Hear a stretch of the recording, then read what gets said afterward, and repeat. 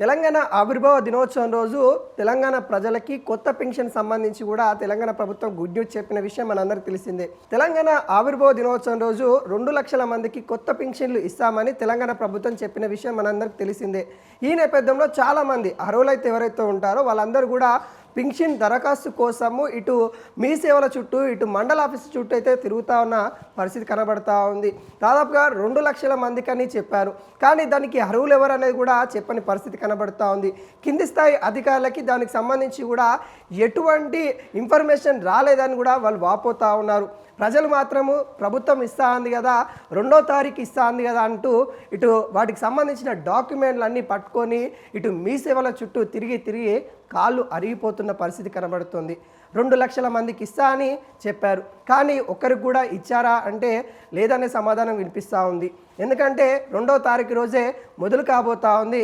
సరే, వచ్చే నెల అయినా ఆ కొత్త పెన్షన్లు డబ్బులు వాళ్ళ అకౌంట్లో పడతాయంటే అది కూడా దానికి సమాధానం దొరకని పరిస్థితి కనబడతా ఉంది. ఇప్పటికే జిల్లాల వారీగా చూసుకున్నట్లయితే సుమారుగా ఒక జిల్లాకి సుమారుగా 50,000 నుండి 60,000 మంది అర్హులు కనబడతా ఉన్నారు. ఈ నేపథ్యంలో మరి ఒక జిల్లాకే అంతగానం ఉంటే రాష్ట్ర వ్యాప్తంగా దాదాపుగా 8 లక్షల నుండి 9 లక్షల మంది అర్హులు కనబడతా ఉన్నారు. మరి వీళ్ళు ఇస్తా అన్నది 2 లక్షల మందికి. మరి ఎలా ఏంటి అన్నట్టుగా చాలామంది కూడా ఇటు వృద్ధులు దాదాపుగా చాలామంది వృద్ధులు కూడా పెరిగిపోయారు. ఆ వృద్ధాప్యం కూడా పెరిగిపోతూ ఉన్న విషయం మనందరికీ తెలిసిందే. వితంతులు పెరిగిపోతూ ఉన్నారు. వితంతులు ఎందుకు పెరిగిపోతూ ఉన్నారంటే మనకు తెలిసిందే. ఏంటి, తాగి భర్తలు చనిపోతూ ఉన్నారు, భార్యలు వితంతులు అవుతూ ఉన్నారు. ఈ విషయం కూడా మనం గమనిస్తూనే ఉన్నాం. తెలంగాణలో ముఖ్యంగా తావుడికి బానిస అయిపోయిన పరిస్థితి కనబడతా ఉంది. చాలామంది మహిళలు చిన్న వయసులోనే వితంతుగా మారిపోతున్న పరిస్థితి కనబడతా ఉంది. ఇక వికలాంగులు అంటే ప్రమాదాలు జరుగుతూ ఉన్నాయి. వాళ్ళు కూడా చాలామంది కూడా వికలాంగులు కూడా చాలామంది పెరిగిపోతూ ఉన్నారు. ఈ పరిస్థితులలో వికలాంగులకి, వితంతులకి, వృద్ధులకి ముగ్గురికి కూడా మరి పింఛన్ ఇవ్వాల్సిన పరిస్థితి ప్రభుత్వంది. ప్రభుత్వం యొక్క బాధ్యత. ఈ నేపథ్యంలో గత 4 సంవత్సరాల నుండి అంటే బీఆర్ఎస్ ప్రభుత్వం ఉన్నప్పుడు కూడా కొత్త పింఛన్లు అనే మాట కూడా చాలాసార్లు వినిపించింది, కానీ ఎక్కడ కూడా ఇచ్చిన దాఖలాలు అయితే కనబడలేదు.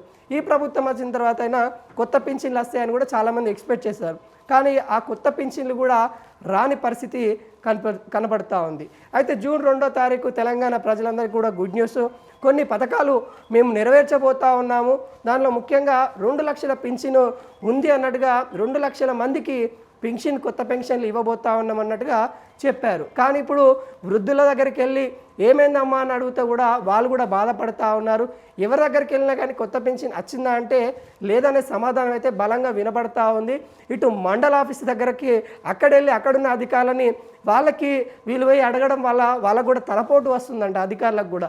ఎందుకంటే ఒకరు ఇద్దరికైతే సమాధానం చెప్పచ్చు, చాలామంది రోజుకొక 1000 మంది దాకా వస్తూ ఉన్నారు. ఒక గ్రామ పరిధిలోనే మనం చూసుకున్నట్లయితే వాటికి లబ్ధిదారులకు సంబంధించి కొత్త వాళ్ళకి సంబంధించి ఒక 150 నుండి 160 మంది కొత్త వాళ్ళు కూడా, ఒక పెద్ద గ్రామం అయితే కొత్త వాళ్ళు కూడా వచ్చే అవకాశాలు కనబడుతూ ఉంది.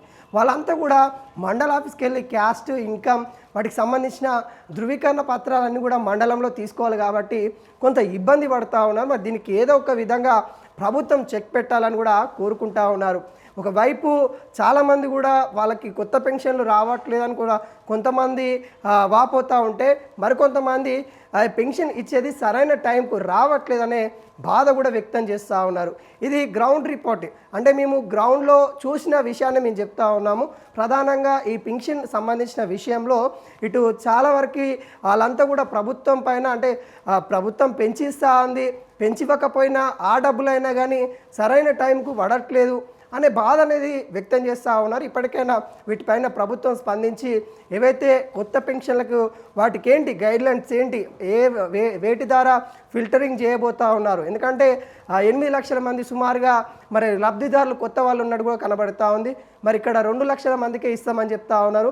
అంటే దాదాపుగా 6 లక్షల మందికి మరి ఫిల్టర్ చేయాలి కాబట్టి అది చాలా పెద్ద ప్రాసెస్ అని కూడా చెప్పచ్చు. మరి దీనిపైన ప్రభుత్వం ఏ విధంగా స్పందించాలని కూడా చాలామంది కూడా కోరుకుంటా ఉన్నారు. లేకపోతే ప్రభుత్వం ఏదైతే హామీలు ఇచ్చారో అవి విఫలమయ్యే అవకాశం ఉంది, అంటే ఆ నినాదాలు ఎక్కువ వినపడే అవకాశాలు ఉన్నాయి. మరి దీనిపైన ఇప్పటికే క్యాబినెట్లో చర్చ జరిగింది, కానీ వాటిపైన ఇంకేమి కూడా బయటికి రాని పరిస్థితి కనబడుతోంది. మరి చూడాలి ప్రభుత్వం ఈ అంశానికి ఎక్కడ చెక్ పెడుతుందనేది.